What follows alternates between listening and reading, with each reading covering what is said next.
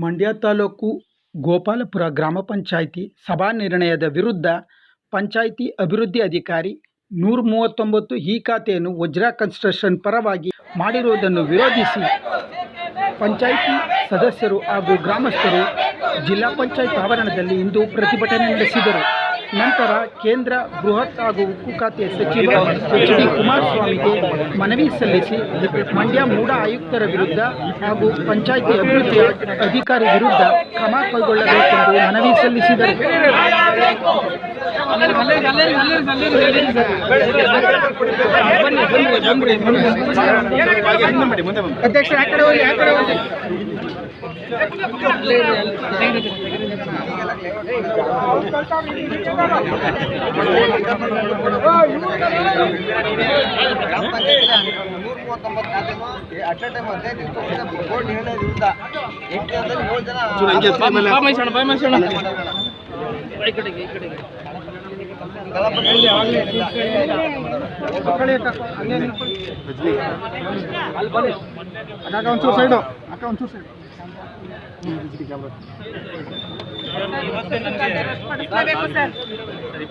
ತಾರೀಕು ಮೊನ್ನೆ ನಮ್ಮ ಆಫೀಸಿಗೆ ಕೊಟ್ಟಿದ್ದಾರೆ.